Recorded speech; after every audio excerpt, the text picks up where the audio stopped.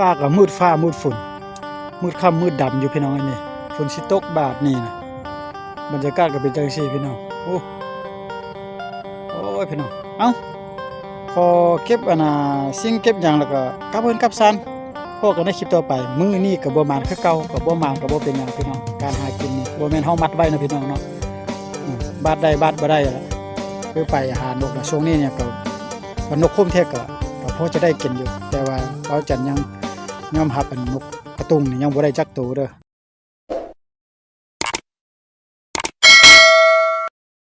ครับทักทายสบายดีตอนแรงพี่น้องตอนค่ำค่ายแรงจังซี่ล่ะเราจันพาเข้าหมายตัวนกคุ้มเด้อนี่หมายตัวนกคุ้มก็เป็นจังซี่ล่ะปลาเขียวๆนี่แหละปลาเขียวๆหญ้ามินๆนี่นะบ่แม่นหญ้าฝรั่งนี่เนาะ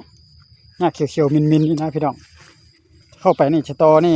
หมายแรกแหกมันจะมันบ่ช่วง 2-3 มื้อนี่ฟ้าแดดมาแล้วพี่น้องนี่เป็นปลาแบบนี้เลยพี่น้องเมื่อจังก็จะไปต่ออยู่กลางนี่เนาะลองเบิ่งพี่น้องรักจะมันหรือบ่มันก็เบิ่งไปต่ออยู่แถวกลางๆนี่แหละพี่น้องนี่แต่ส่วนหลายก็มีงัวนะงัวเขาเจ้าก็ไปมาๆแดก็บ่ฮู้ว่านกจะอยู่บ่อยู่บ่ก็ลองเบิ่งเอาจันก็บ่ฮู้เนาะพี่น้องเอ้ยว่าสิมีนกคมบ่นะต่ออยู่ใส่ก็บ่จักแหละคือบ่มีบอนห้องห้อยขีดจะต่อเลย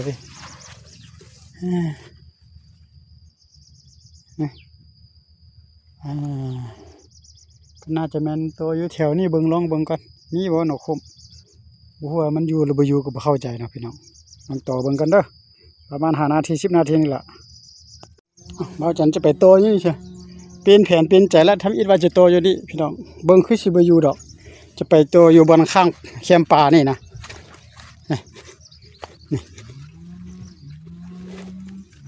ฟังงัวควายเขาคิกอยู่ต่ออยู่ลักกายกำแพงเขานี่ไปเขาจะเห็ดสวนนะต่ออยู่นี่เด้อต่ออยู่นี่แหละพี่น้องนี่แถวแนวนี้แหละ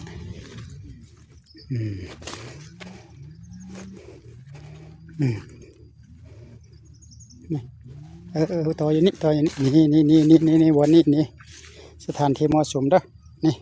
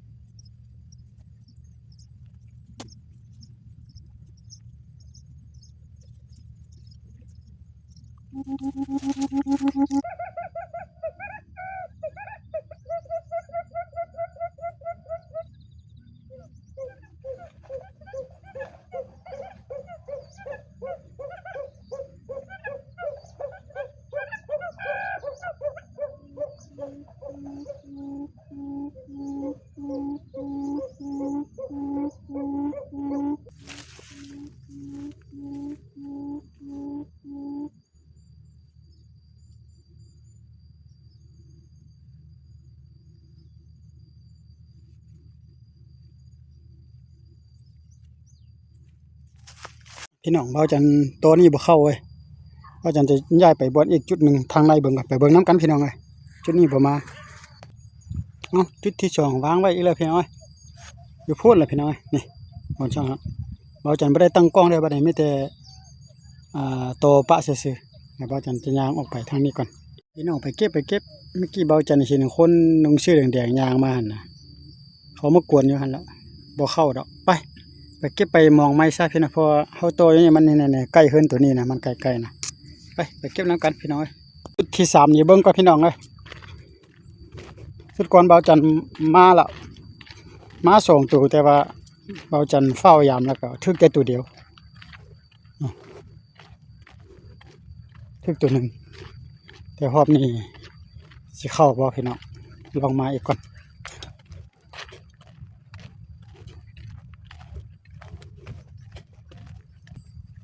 นี่ตัวอยู่บนเป็นนี่แหละก่อนเบาจันตัวอยู่นี่บ่วันนี้เมื่อก่อนเบาจันตัวนะวันนี้เบาจันเจอตัวอยู่นี่ตัวเป็นนี่แหละ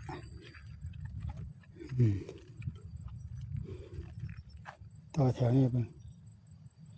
หรือว่าง่ายมานี่บ่มันมีหนองน้ำได้พี่น้องนี่เห็นบ่นกจังกบก็มีแต่ว่าหักเป็นตะฟังสูงใส่บ่ได้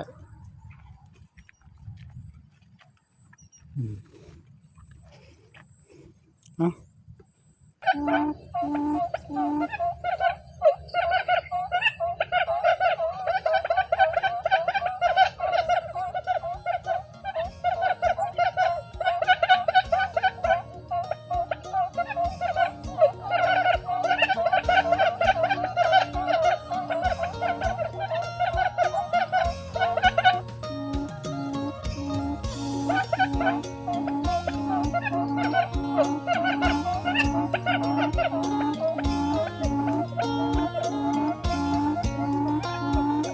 ขออนุญาตเก็บก่อนว่า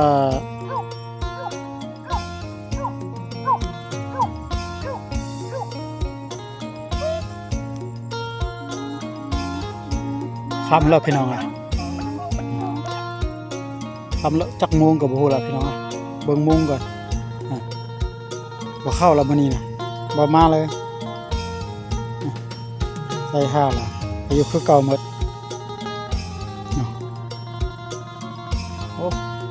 มันไปใส่กับเจ้าแล้วนกคุ้มนะบ่ออกมาเลยพี่น้องฟ้าก็มืดฟ้ามืดฝนมืดค่ำมืดดำอยู่พี่น้องนี่ฝนสิตกบาดนี่นะบรรยากาศก็เป็นจังซี่พี่น้องโอ้ยพี่น้องเอ้าพอเก็บสิ่งเก็บหยังแล้วก็กลับเพิ่นกลับซันพอกันในคลิปต่อไปมื้อนี้ก็บ่มานคือเก่าก็บ่มานก็บ่เป็นหยังพี่น้องการหากินนี่บ่แม่นเฮามัดไว้เนาะพี่น้องเนาะบาดได้บาดบ่ได้ล่ะ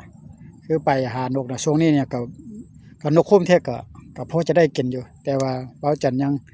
ยอมรับอันนกกระตุงนี่ยังบ่ได้จักตัวเด้อลงทุนหลายพี่น้องเกือบฮอดล้านเพิ่นน่ะเงินล้านของ